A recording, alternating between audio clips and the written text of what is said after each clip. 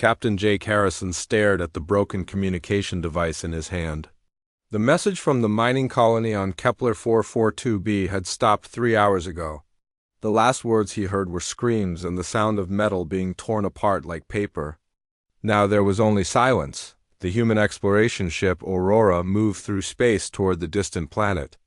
Jake had been a space captain for 12 years, but he had never heard sounds like those coming from the colony. His crew of 32 people worked quietly around him. Everyone knew something terrible had happened. Lieutenant Amy Foster walked up to Jake's captain chair. She was the ship's expert on alien life forms. Her face was pale and worried. "Captain, I have been studying the last transmission. The sounds we heard were not from any known alien species in our database," Jake nodded. "How long until we reach?" "The colony? 4 hours," Amy replied. "Sir, maybe we should call for backup. If something destroyed a colony of 300 people, we might not be enough to handle it." Jake looked at the stars ahead. The mining colony had been humanity's newest settlement. They were digging for rare metals that Earth needed for their growing space fleet. The colonists were families, scientists, and workers who had volunteered to build a new life on a distant world. "We are the closest ship," Jake said. "Those people need help now. We cannot wait for backup." The Aurora was not a military ship. It was designed for exploration and research. They had some weapons, but nothing compared to a real warship. Jake's crew were scientists, engineers, and pilots. They were not soldiers. Dr. Ben Carter, the ship's medical officer, joined them at the captain's chair. He was an older man who had served on many exploration missions.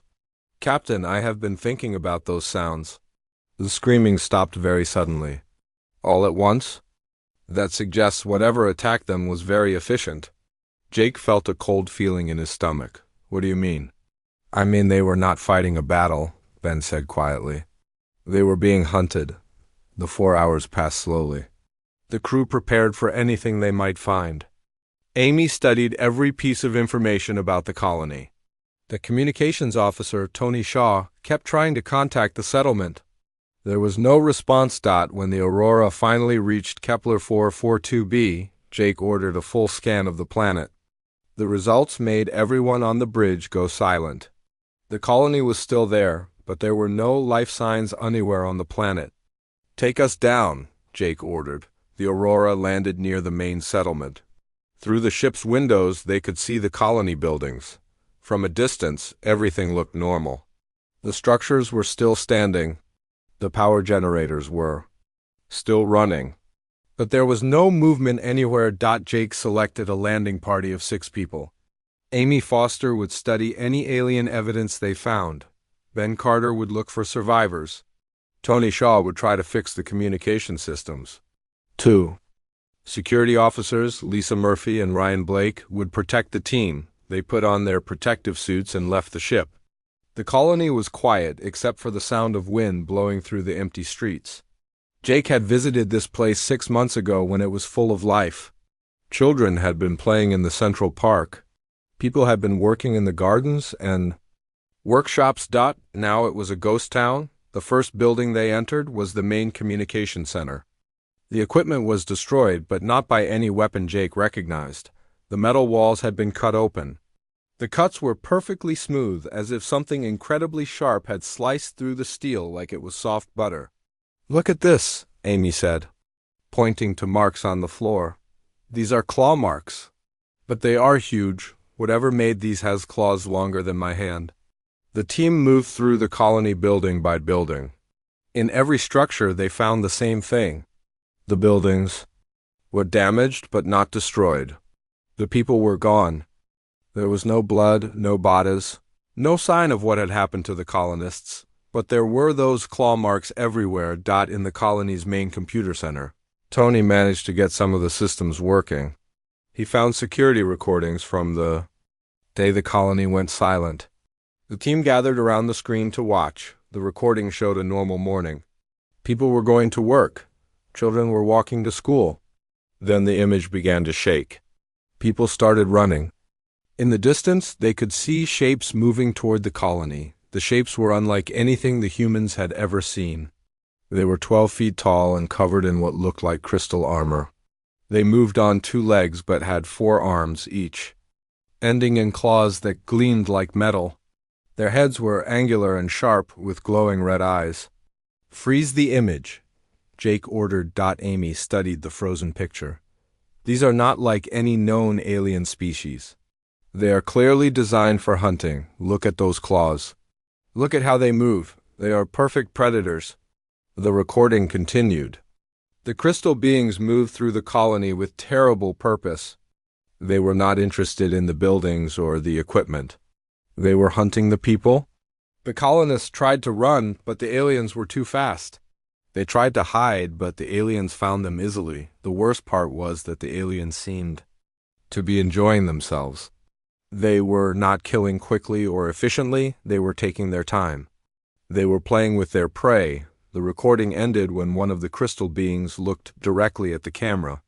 It stared for a moment, then destroyed the recording equipment with a single swipe of its claws. The team sat in silence for several minutes. Finally, Ben spoke. "This was not a battle. This was not even a raid. This was sport." Jake felt anger building inside him. "They hunted our people for fun." Amy was studying her scanner. "Captain, I am detecting residual energy signatures throughout the colony. These beings have technology far beyond ours. Their weapons, their armor, their ships, everything is more advanced than anything humanity has." Lisa Murphy, one of the security officers, had been quiet until now. "Sir, we found something else. In the colony leader's office, you need to see this." They followed Lisa to the administrative building. In the main office, they found a message written on the wall. It was not in any human language, but the colony's computer had partially translated it. The message was simple and terrifying. "Weak prey species identified. Culling begins. Resistance is futile. The Korthic Empire claims this territory." Jake read the message 3 times. The Korthic Empire, that is what they call themselves. Amy was recording everything with her equipment. "Captain, this is first contact with a hostile alien species. We need to get this information back to Earth immediately." Jake agreed, but he wanted to search the colony more thoroughly first. They spent the next 6 hours documenting everything they found. The evidence painted a clear picture. The Korthak were not just technologically superior. They were natural-born killers who saw humans as nothing more than animals to be hunted. In the colony's database, they found records of other human settlements that had gone silent in recent weeks. The attacks were spreading. The Korthak were not just hunting one colony. They were hunting all of humanity. As the team prepared to leave the dead colony, Jake made a decision that would change everything. He activated the Aurora's emergency beacon and sent a message to every human ship and settlement in known space. "This is Captain Jake Harrison of the exploration vessel Aurora. We have discovered evidence of a hostile alien species called the Korthic Empire. They have declared war on humanity. They are hunting our people for sport. This is not a military conflict. This is an extinction event. All human colonies and ships are advised to prepare for total war." Jake looked at the empty colony one last time. The Korthic thought they were the top predators in the galaxy. They thought humans were just another weak species to be hunted and killed for entertainment. They were about to learn that humans had their own ideas about who was the hunter and who was the prey. The Aurora lifted off from the dead world and headed back toward human space. Behind them, the empty colony stood as a monument to the 300 people who had died there.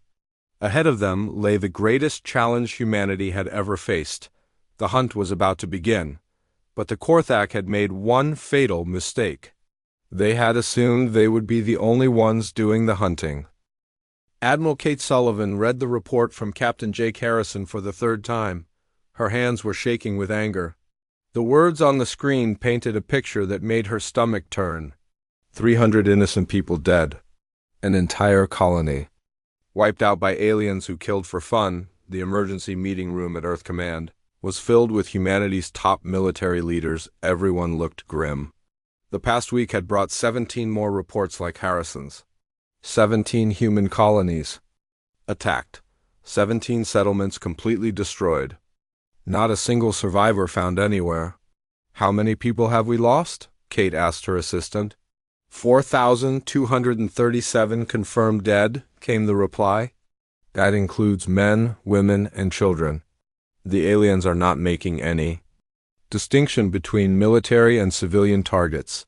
General Chris Parker stood up from his chair. He was the head of Earth's military forces. Admiral, we need to respond immediately. We cannot let these Korthik think they can hunt our people without consequences. Kate nodded, but she was worried. The reports all said the same thing. The Korthik were physically superior to humans in every way.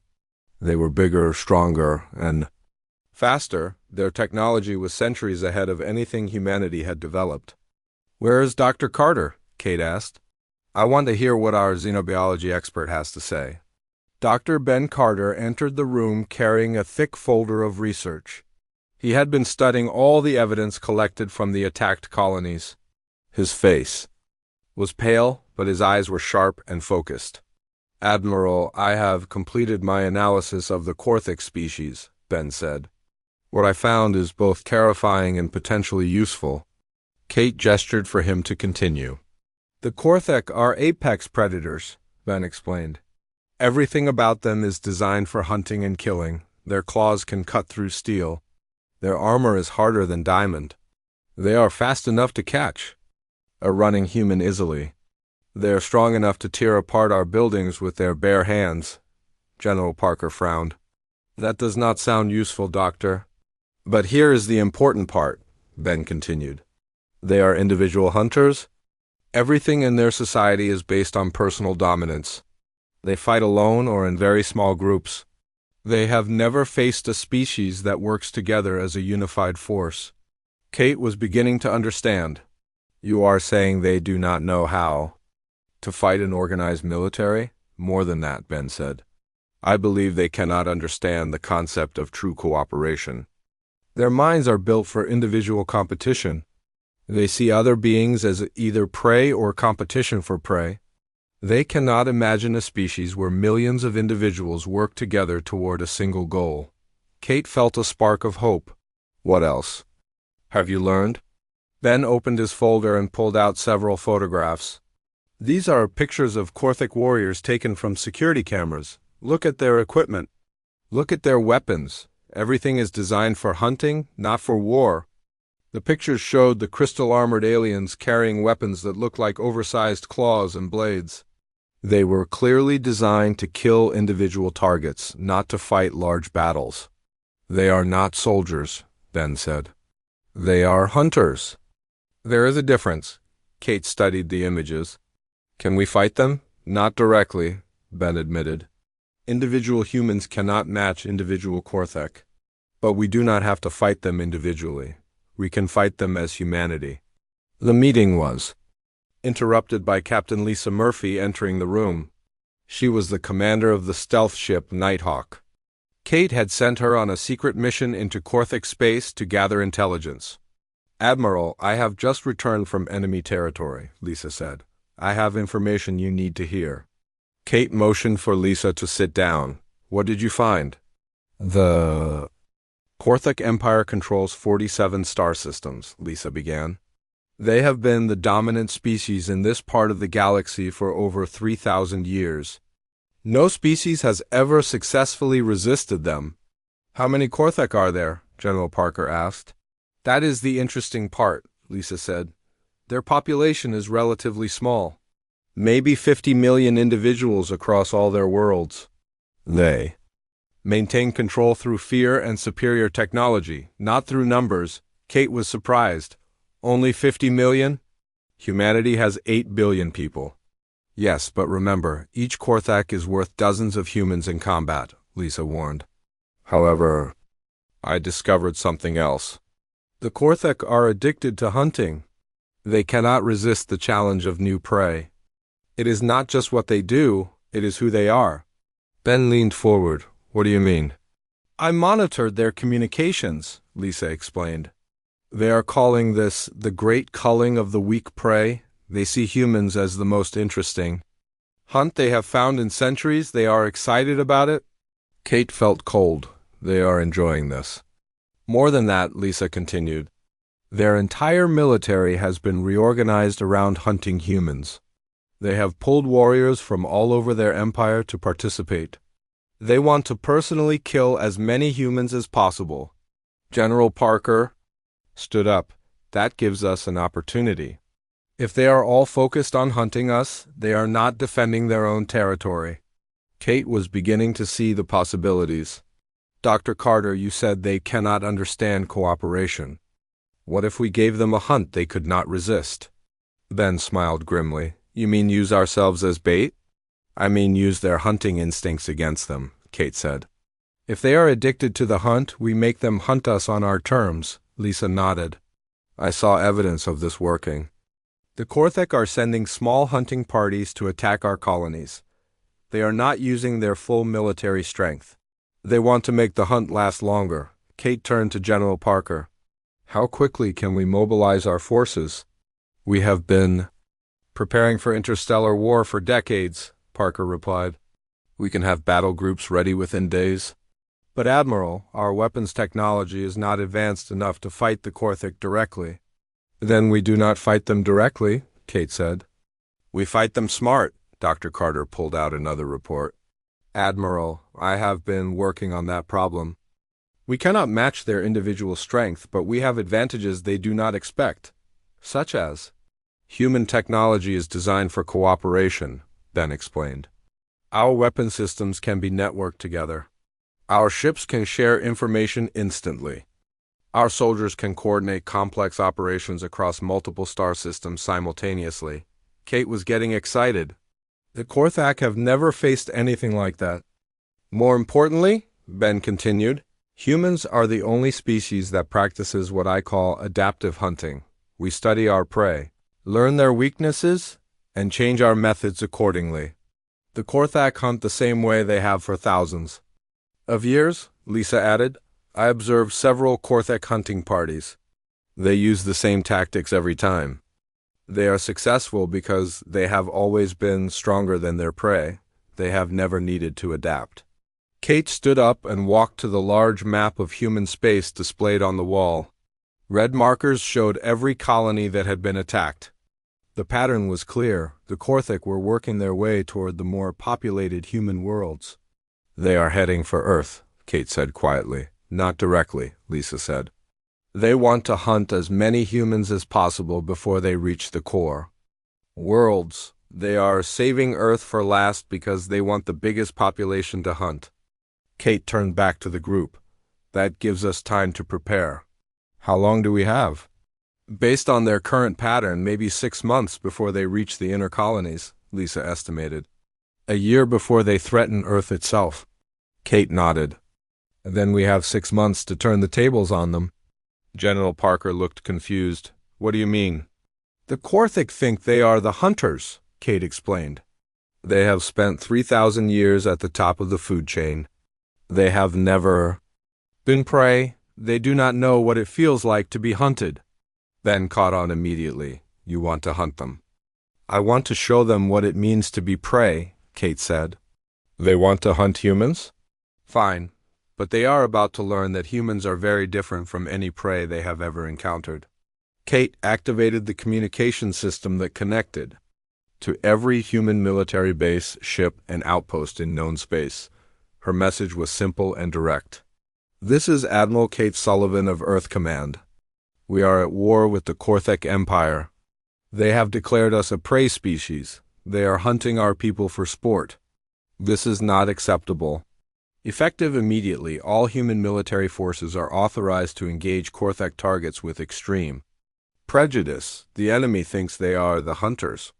We are going to teach them the difference between hunting and being hunted. The Korthek have made one critical mistake. They assume that because they are apex predators, we must be prey. They are about to learn that humans are not prey. We are something much more dangerous. We are the species that hunts the hunters. Kate turned off the communication system and looked at her staff. Ladies and gentlemen, we have work to do. The Korthek want to hunt us. Instead, we are going to erase them from existence. The room fell silent. Everyone understood that humanity was about to embark on its first interstellar war. But more than that, they were about to discover what humans were truly capable of when their survival was threatened. The Korthak had called themselves the apex predators of the galaxy. They were about to meet the one species that had evolved beyond predation into something far more deadly: cooperative extinction. Colonel Ryan Blake crouched behind a fallen tree on the forest moon of Vega Prime. His team of 12 human soldiers waited in complete silence around him. They had been tracking the Korthak hunting party for 3 days. Now the aliens were walking directly into their trap. Ryan had been a Special Forces soldier for 15 years before the war began. He had fought in conflicts across human space, but nothing had prepared him for hunting beings that were designed to be perfect killers. The Korthak warriors moving through the forest below were each 12 feet tall and covered in crystal armor. That could stop bullets, but Ryan had learned something important in the past month. The Korthak were predictable. They always hunted the same way. They always followed the same patterns. They had never learned to expect prey that could think ahead of them. "Target acquired," whispered Sergeant Amy Price through the communication device. She was positioned on the other side of the valley with her sniper rifle. 4 Korthak warriors moving along the expected path. Ryan smiled grimly. The Korthak thought they were hunting the human research team that had been working at the abandoned mining station. They had no idea that the research team was safely hidden 20 miles away, and that they were walking into an ambush prepared by Earth's deadliest soldiers, the Korthak. Hunting party moved with the confidence of apex predators. They did not bother to check for threats. They did not vary their route. They simply walked toward their prey as they had done for thousands of years. "All units, prepare for engagement," Ryan said quietly. "Remember the plan. We hit them hard, fast, and then we disappear. No survivors." The trap was perfect. Ryan's team had spent days preparing the ambush site. They had planted explosives along the path. They had positioned snipers in hidden locations. They had prepared escape routes that would let them vanish before the Korthak could react. Most importantly, they had studied every piece of information about Korthak armor and weapons. Dr. Ben Carter had discovered that the aliens' crystal armor had weak points at the joints. It was almost impossible to penetrate from the front, but it could be damaged from specific angles. "Contact in 30 seconds, Amy reported. Ryan checked his weapon one final time.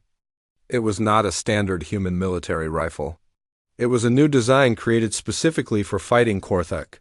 The bullets were made from a special metal that could pierce crystal armor at the weak points. Dr. Carter had identified the lead Korthak warrior stepped onto the killing ground. He was even bigger than the others, with scars across his armor that showed he had been hunting for many years. His red eyes scanned the forest, but he was looking for prey, not predators. "Now," Ryan whispered. The forest exploded with gunfire. Amy's sniper rifle fired first, the bullet hitting the lead Korthak in the joint between his helmet and chest armor. The alien staggered but did not fall. Before he could recover, 6 more rifles opened fire from hidden positions. The Korthak were fast, but they were not faster than bullets. They were strong, but they were not stronger than coordinated human tactics. They were smart, but they were not smarter than prey that had learned to think like predators. The first alien fell within 5 seconds. The second lasted 10 seconds before Ryan's team brought him down. The third and fourth Korthak tried to retreat, but they found their escape routes blocked by more human soldiers. The entire fight lasted less than 2 minutes. When it was over, 4 Korthak warriors lay dead in the forest. Not a single human had been injured. "Collect the evidence," Ryan ordered.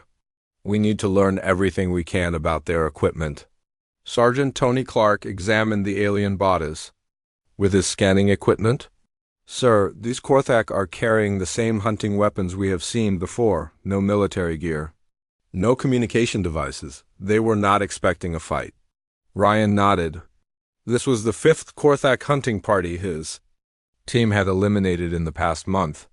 Every time the results were the same. The aliens came looking for easy prey and found highly trained human soldiers instead. Package everything, Ryan said. Command wants to analyze every piece of Korthik technology we can capture. As his team prepared to leave the ambush site, Ryan activated his communication device. Command, this is Strike Team Alpha. Mission complete. 4 enemy hunters eliminated. No human casualties returning to base.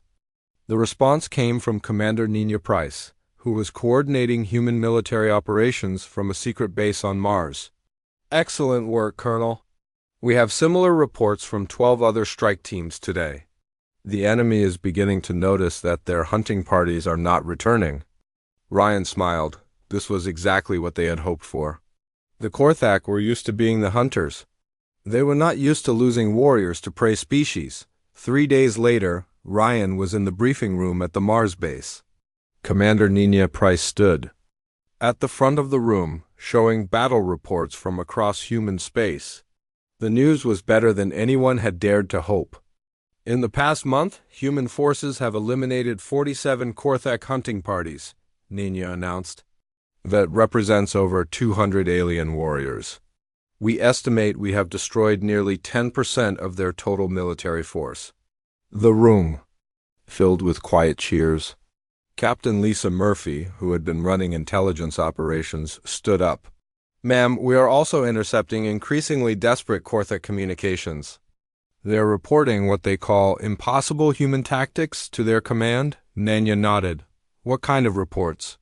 They are saying that humans fight with unnatural coordination, Lisa explained.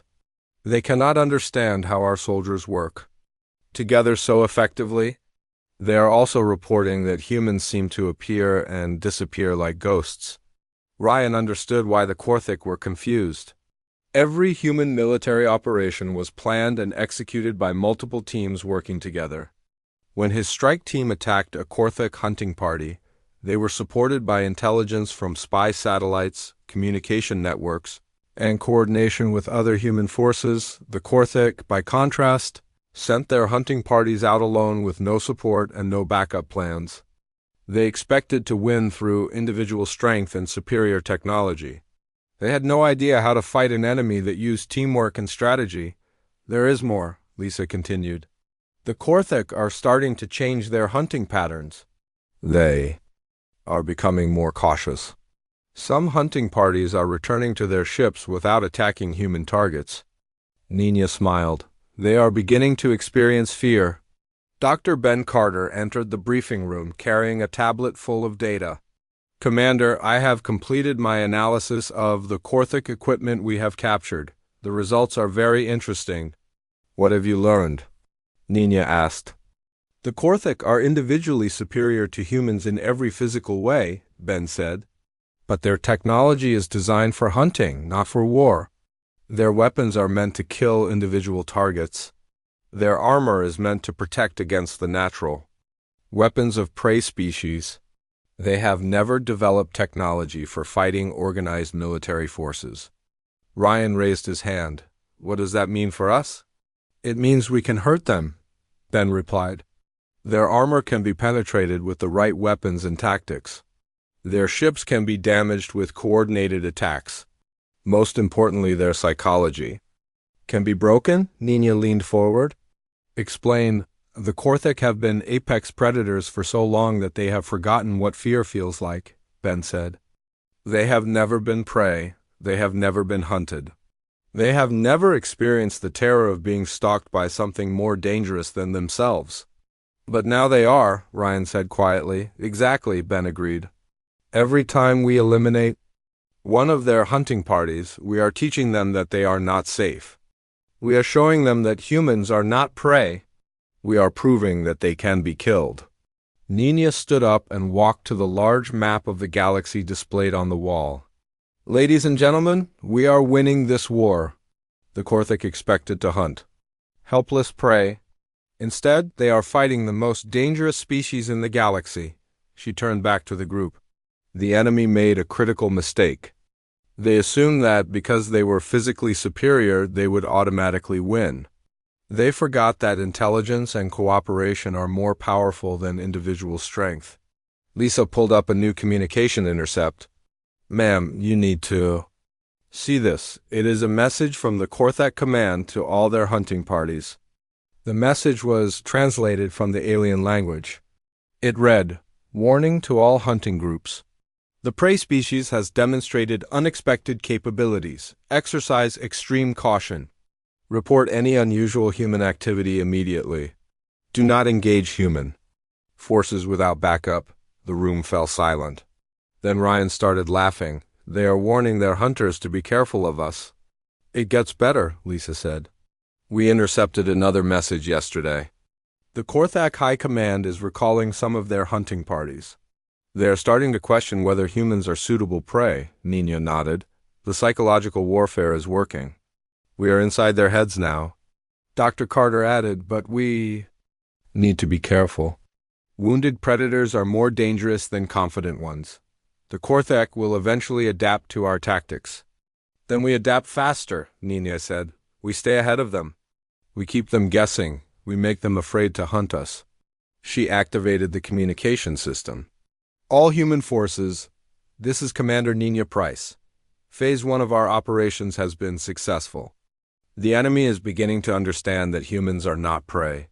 But this is just the..." Admiral Jack Morrison stood on the bridge of the battleship Freedom, watching the largest alien fleet in galactic history approach Earth, the Korthak Apex. Fleet filled the space between Mars and Jupiter. 3,000 ships, each one larger and more advanced than anything humanity had ever built. The alien fleet had been traveling toward Earth for 6 months. The Korthak had finally grown tired of hunting small human colonies. They wanted to end the war by destroying humanity's homeworld and wiping out 8 billion people in one massive hunt. Jack had been preparing for this moment since the war began. Earth's orbital defenses were ready. Every human military ship in the galaxy was positioned around the solar system. Most importantly, humanity's secret weapon was finally complete. "Sir, incoming transmission from the Korthak flagship," reported Lieutenant Sam Torres from the communication station. "Put it on screen," Jack ordered. The main display showed a Korthak commander larger than any they had seen before. His crystal armor was covered in hunting trophies from dozens of different species. His red eyes glowed with anticipation. "I am War Leader Zixkala of the Apex Fleet," the alien said in broken human speech. "Your species has provided excellent sport for our hunters. Now we end this game. Surrender, and we will make your deaths quick. Resist, and we will hunt every human in existence." Jack stepped forward. "This is Admiral Jack Morrison of the Human Defense Fleet. Your hunting days are over. You came to our home looking for prey. Instead, you found predators." The Korthak commander laughed, a sound like breaking glass. "Foolish prey. You have killed some of our hunters, but now you face our full military might. Your primitive weapons cannot harm our Apex fleet." Jack smiled coldly. "You're right about one thing. This game is ending. But not the way you think." He cut the transmission and turned to his crew. "All ships, this is Admiral Morrison. Execute Operation Unity. Show them what humanity can do when we work together." What happened next had never been seen before in galactic history. Every human ship, from massive battleships to tiny fighters, began moving in perfect coordination. It was not just tactical coordination. Every human pilot, every gunner, every ship captain was connected through quantum communication networks that allowed them to think and act as one organism. Captain Alex Stone piloted his fighter squadron toward the enemy fleet. But he was not alone in his cockpit. Through the quantum link, he could feel the thoughts and reactions of every other human pilot in the battle. When one pilot saw an enemy weakness, all pilots knew about it instantly. When one ship found an effective attack pattern, every ship could use it immediately. The Korthak had never faced anything like it. Their individual ships were superior to human vessels, but they fought as individuals. Each Korthak captain made his own decisions and fought his own battles.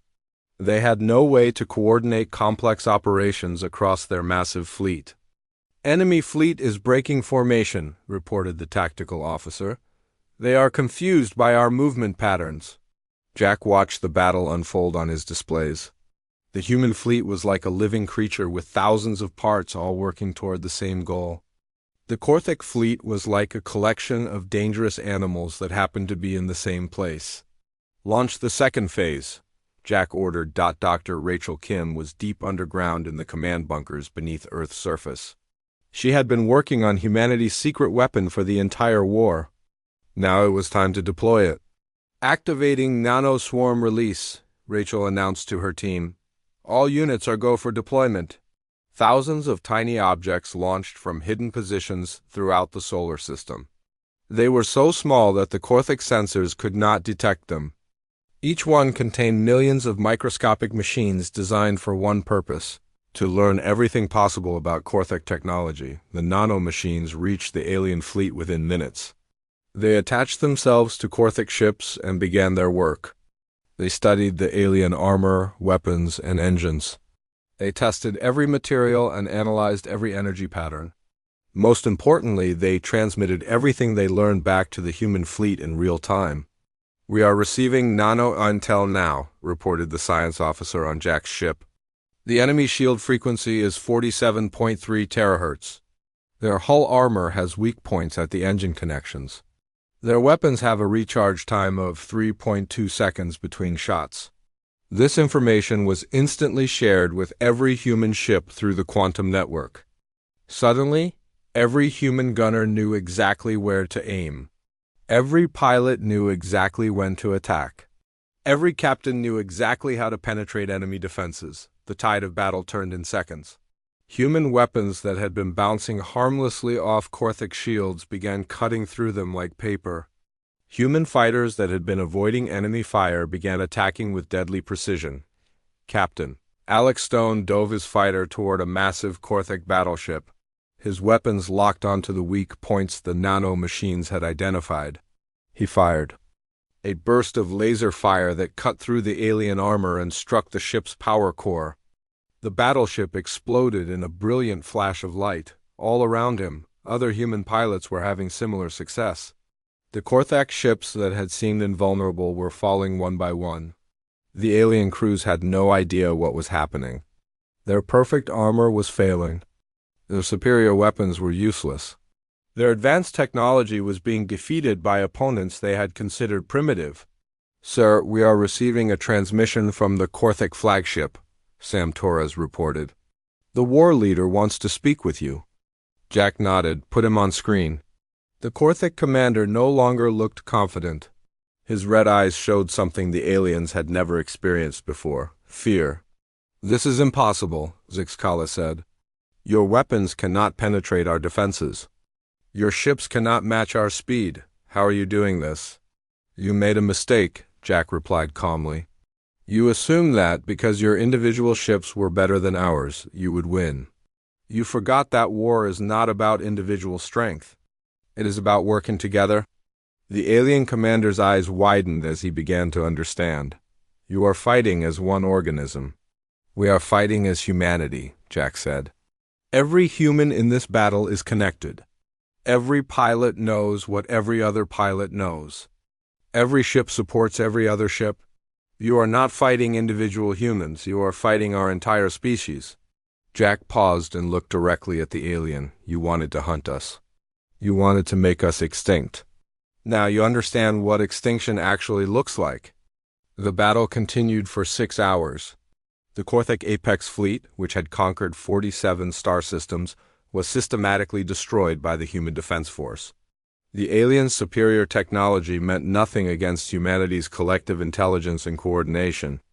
War leader Zixkala made one final transmission before his flagship was destroyed. "We were wrong," he said quietly. "You are not prey, you are something else.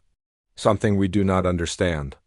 "We are the species that refuses to be hunted," Jack replied. "We are the species that hunts the hunters." The alien flagship exploded, taking the last hope of the Korthik Empire with it. When the battle was over, not a single Korthak ship remained. 3,000 of the most advanced warships in the galaxy had been reduced to floating debris. The cost to humanity was surprisingly low. Fewer than 200 ships lost and less than 5,000 human lives. Dr. Rachel Kim's voice came over the communication system from the underground bunkers. "Admiral, the nano-machines are reporting something interesting." They have mapped the entire Korthik technology base. We now know everything about their weapons, their ships, and their defenses, Jack smiled grimly. How much of their empire do we know about? Everything, Rachel replied. The nanomachines infiltrated their quantum communication networks during the battle. We have the location of every Korthik world, every military base, every population center. Jack turned to his crew. Ladies and gentlemen, we have just won the Battle of Earth, but the war is not over. The Korthik Empire still exists. They still have colonies full of warriors who think humans are prey animals. He activated the fleet-wide communication system. All ships, this is Admiral Morrison. We have proven that humanity cannot be hunted. Now we are going to prove that humanity can hunt anything. The Korthik wanted to make us extinct. Instead, we are going to erase them from existence. The human fleet began moving away from Earth toward the outer systems. They were no longer defending against hunters. They had become the hunters themselves. The galaxy was about to learn what happened when someone tried to hunt the human race. The Korthak had ruled space for 3,000 years. Their reign was about to end in less than a year. The greatest hunt in galactic history was about to begin. But this time, humanity would be doing the hunting. General Chris Parker stood on the bridge of the human dreadnought Vengeance as it approached the Korthak homeworld. Behind him, the largest human fleet ever assembled filled the space around the alien planet. 2,000 ships carrying the combined military might of humanity had come to finish what the Korthak had started. The journey to the heart of the Korthik Empire had taken 3 months. In that time, human forces had systematically destroyed every alien military installation, every weapons factory, and every breeding facility they could find.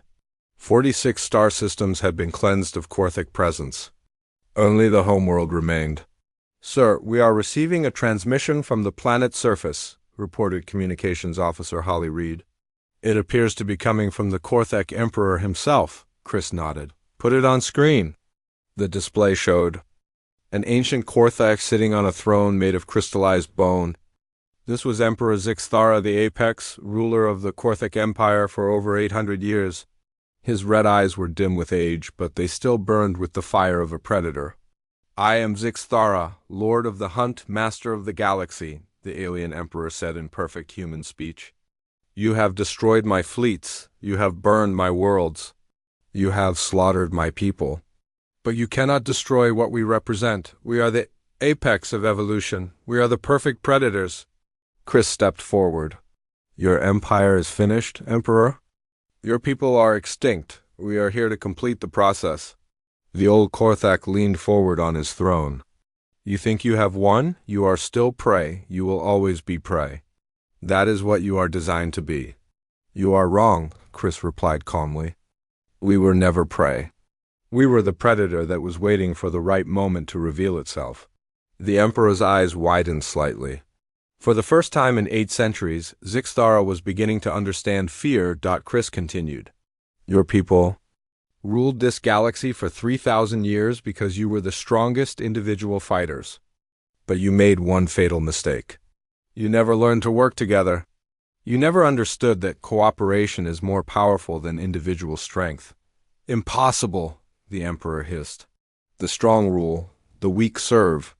This is the natural order." "The natural order has changed," Chris said. "Humanity represents the next step in evolution. We are not just individual predators, we are a collective predator. We hunt as one species, one mind, one purpose." The transmission ended as Korthik forces on the planet began firing at the human fleet. Their weapons were powerful, but they were poorly coordinated. Each alien commander fought his own battle without regard for the others. The human response was immediate and devastating. Every ship in the fleet acted as part of a single organism. When one ship identified a target, every ship that could reach it opened fire simultaneously. When alien defenses adapted to one attack pattern, the entire fleet switched to a new strategy in seconds. Captain Alex Stone, now commanding his own destroyer, led the assault on the planetary defense grid. His ship worked in perfect coordination with dozens of others, each one covering the other's weaknesses and amplifying their strengths. Target the shield generators, Alex ordered his weapons officer. Coordinate with strike groups 7 through 12. The human attack was like a scalpel cutting through armor. Each strike was precise, efficient, and coordinated with every other attack. The Korthic defenses, built to stop individual ships, crumbled under the weight of perfectly synchronized assault. Dr. Rachel Kim monitored the battle from the fleet's command ship. Her nanomachines had mapped every inch of the Korthic homeworld during the approach. She knew the location of every military base, every government building, and every population center. "General, we have identified the Emperor's location," Rachel reported. "He is in the capital city, approximately 200 miles from our primary landing zone." Chris studied the tactical display. The Korthak homeworld held the last 50 million members of their species. These were not just warriors. They were civilians, children, and elderly Korthak who had never participated in the hunting of humans, but Chris remembered the colonies. He remembered the 300 people who had died on Kepler 442b, he remembered. The 4,000 humans who had been hunted for sport. He remembered that the Korthak had planned to exterminate every human in the galaxy. "Begin planetary bombardment," Chris ordered. "Target all military installations first, then move to government centers. Finally, target population areas." The human fleet opened fire on the planet below. The bombardment was not random or chaotic like traditional warfare. Every shot was calculated and coordinated. The humans used their superior technology and tactical coordination to systematically destroy everything that made Korthic civilization possible. Colonel Ryan Blake led the ground forces that landed on the planet's surface. His mission was simple: ensure that no Korthic survived to rebuild their empire. The soldiers under his command were veterans of the hunting war. They had learned to think like predators and act like exterminators. "Remember your training," Ryan told his troops over the communication system. "The Korthic showed no mercy to our people. We show no mercy to theirs. This is not conquest, this is extinction." The human ground forces moved through the alien cities with ruthless efficiency. They had studied Korthic society and knew exactly how to destroy it. They targeted the breeding facilities where young Korthic were raised. They destroyed the cultural centers where alien knowledge was preserved. They eliminated the government buildings where Korthic leaders made decisions. Most importantly, they hunted down every individual Korthic they could find. The aliens fought back with desperate fury, but they were fighting as individuals against a coordinated human war machine. A single Korthak warrior could kill several humans in direct combat, but the humans never fought directly. They used tactics, teamwork, and technology to overwhelm their enemies. Emperor Zixthara made his final stand in the Crystal Palace at the heart of the capital city. He was surrounded by his most elite warriors, Korthak who had been bred and trained for 800 years to be perfect killers. Ryan Blake's assault team reached the palace after 6 hours of urban warfare. They had lost 30 soldiers getting there, but they had killed over 300 Korthak defenders. Now only the Emperor and his guards remained. "Emperor Zixthara," Ryan called out as his team surrounded the throne room. "Your empire is dead, your people are extinct. Surrender now, and we will make your death quick." The old emperor stood up from his throne. Despite his age, he was still 12 feet tall and covered in armor that had been forged from the bones of his enemies. His red eyes blazed with centuries of predatory instinct. "I am the apex predator of this galaxy," Zixthara roared. "I do not surrender to prey animals." "You are the last of your kind," Ryan replied, "and you are about to be extinct." The final battle lasted only minutes. The Emperor and his guards were skilled fighters, but they were facing human soldiers who had spent months learning how to kill Korthic efficiently. When it was over, the last ruler of the Korthic Empire lay dead in his own throne room. Ryan activated his communication device. "General Parker, this is Colonel Blake. The Emperor is dead. The capital city is secure.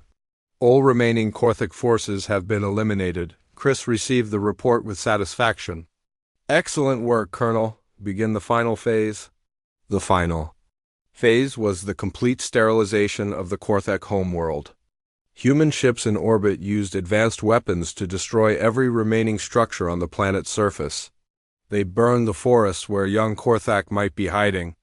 They melted the crystal caves where alien artifacts were stored. They vaporized the oceans where Korthak eggs might be developing. When they were finished, the Korthak homeworld was a dead rock floating in space. Nothing remained of the species that had ruled the galaxy for 3 millennia. Dr. Rachel Kim compiled the final report. General, our forces have confirmed the complete extinction of the Korthak species. No survivors detected anywhere in their former territory. All military installations destroyed. All population centers eliminated. All cultural artifacts vaporized. Chris nodded. How long did it take? From the first human colony attack to final extinction, 11 months and 6 days, Rachel replied. Chris activated the fleet-wide communication system. All ships, this is General Parker. Mission accomplished. The Korthak Empire has been completely eradicated. Not a single member of their species remains alive anywhere in the galaxy. He paused and looked at the dead world below. They called themselves Top Dog for 3,000 years. It took humanity less than 1 year to prove that title belonged to someone else. Captain Holly Reed established communication with Earth Command. Admiral Sullivan, this is the Vengeance. General Parker reports mission success. The Korthak threat has been permanently eliminated. Kate Sullivan's voice came back across the vast distance. Understood, Captain. Bring our people home. The galaxy needs to know what happens when someone tries to hunt the human race. As the human fleet prepared to leave the dead Korthak system, Chris recorded a final message. It would be broadcast to every intelligent species in known space. This is General Chris Parker of the Human Defense Force. The Korthak Empire, which ruled this galaxy for 3,000 years, has been completely destroyed. They made the mistake of declaring humanity a prey species. They hunted.